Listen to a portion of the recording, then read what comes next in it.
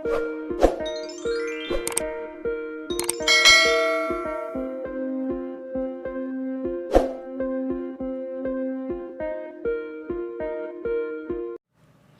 day, everyone. I am Mrs. Ellie Jane Ruedas, your math teacher facilitator for today. We will be discussing Math 7, Week 8. Our first topic is all about subset of real numbers. Objectives.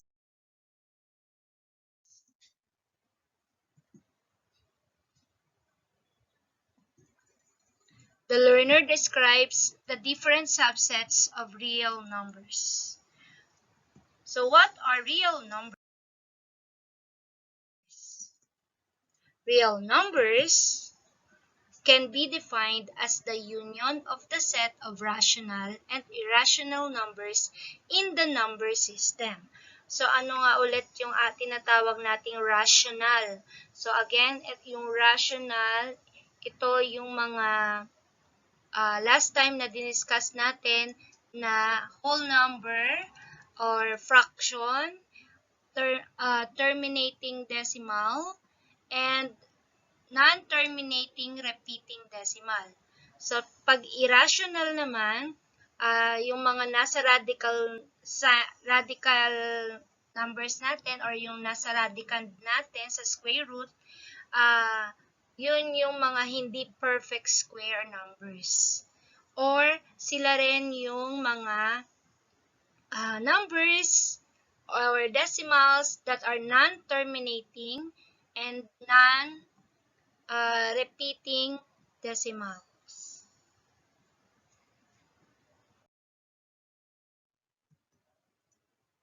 So the table below illustrated the different subsets of real numbers. So to discuss further about real numbers, so let's have the category, the definition, and the examples. So the different subsets of real numbers are, number 1 is a natural number. Ito yung unang-una nating natutunan na number. So, other name for natural number is accounting numbers. So, this is positive numbers. So, that starts with 1, 2, 3, 4, 5, 6, 7, 8, 9, 10. So, counting numbers. Natural number is also known as counting numbers. Another one is a whole numbers. Whole numbers is a combination of 0 and a natural numbers. So, yung natural number natin, yung positive number natin, madadagdagan na natin siya ng 0 sa unahan. So, we will start counting with 0. 0, 1, 2, 3, 4, 5, 6, 7, 8, 9, 10, and so on. Ito ay tinatawag natin whole numbers. Next, we have the integers. Integers is the union of whole numbers and a negative numbers. So, ito na yung last time din na discuss natin with origin at 0. At the right are positive numbers and at the left are negative numbers. So, this is also known as signed numbers. We have the positive numbers and the negative number. The origin is at 0.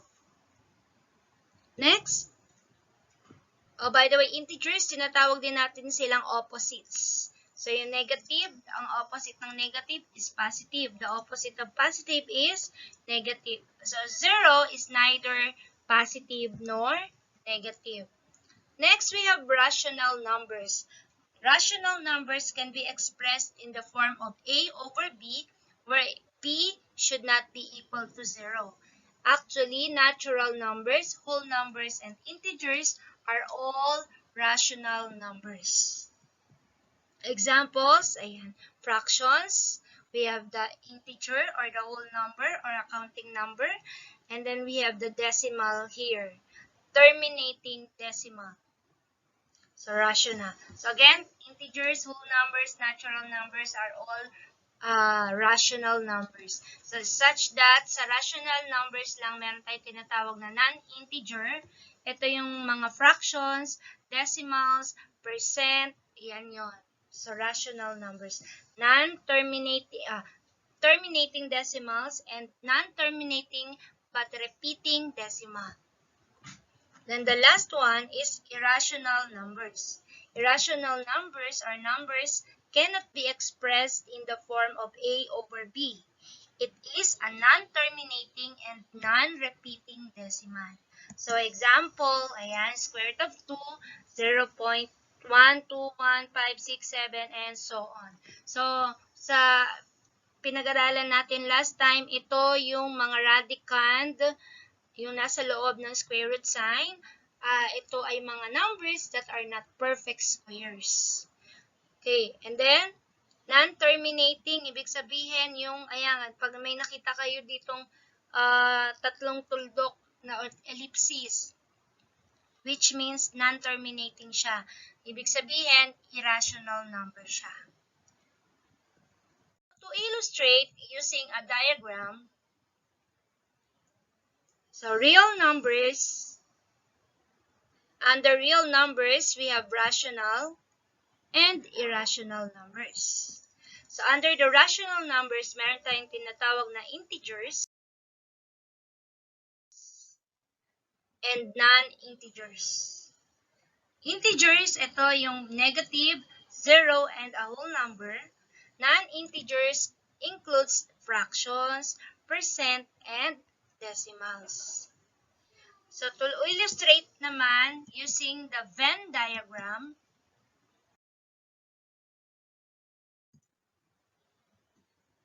okay, so this set includes the real number system. So under or inside the real number system, we have rational numbers and irrational numbers. Under the rational number, we have the integers. Under again with the rational numbers and integers, we have whole numbers and natural numbers. So that is how the rational and irrational number, or the relationship between the rational and irrational numbers in the real number system.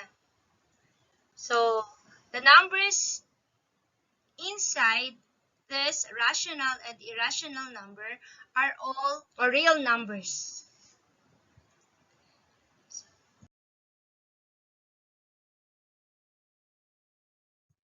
Let's have an activity. Let us determine the given numbers as rational or irrational numbers. If a number is a rational, identify what kind of rational number is it. Okay, for number 1, 0. Is it rational or irrational? Correct, it is a rational number. So this is an integer and a whole number. Next.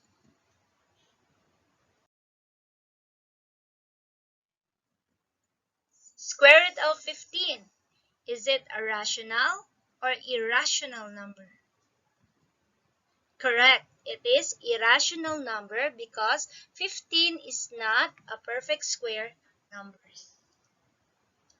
Next. How about negative 23? Is it a rational or irrational number? Correct. It is a rational number. So what kind of rational number? It is an integer. A negative integer. Next. How about negative 2.25? It is correct, a rational number. It is a terminating decimal.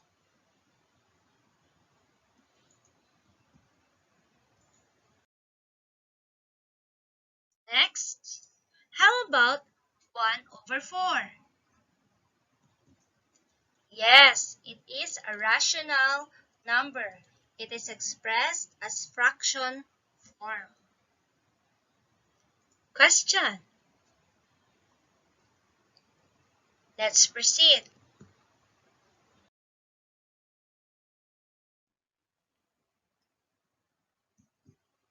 How about 0.24567932344 dot. What kind of number is this? Correct. It is an irrational number because it is a non-terminating decimal.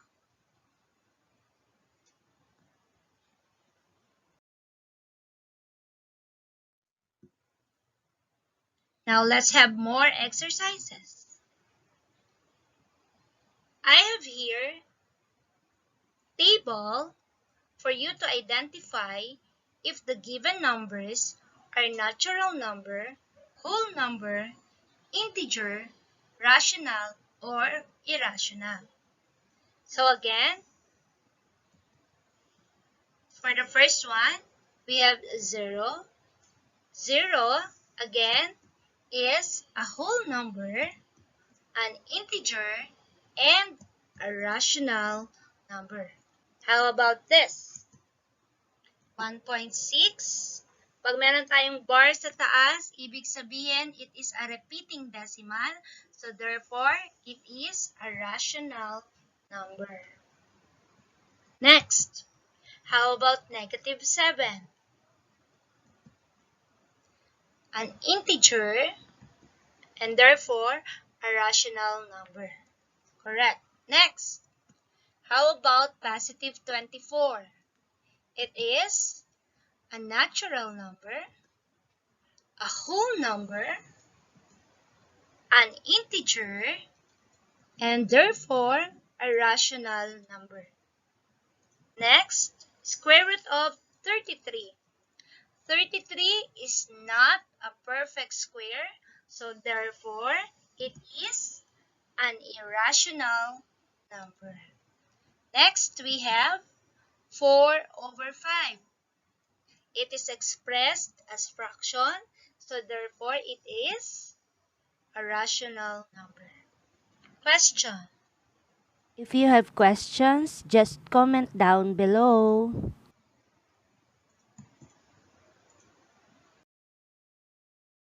Let's have another activity. Answer the following questions for 2 minutes. Let's see how well you understand our lesson today. Fill each blank to make a true statement. Number 1. The number 1, 5, 100 are real numbers but not blank. Number 2. The opposite of natural numbers are blank. Number 3. A blank is any number that can be written as fraction with an integer numerator and a non-zero denominator. Number 4.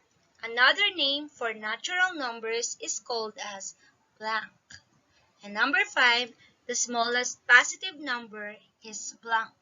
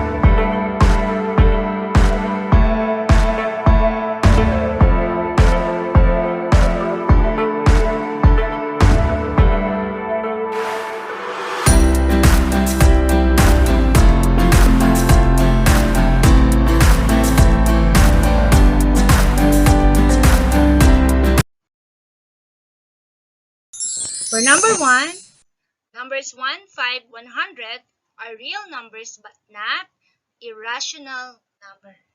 Number 2, the opposite of natural numbers are negative numbers.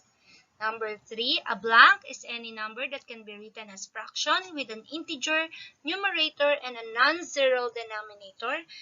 This is a rational number, of course. And then number 4, another name for natural numbers, counting numbers. And then for number 5, the smallest positive number is blank. Of course, 1.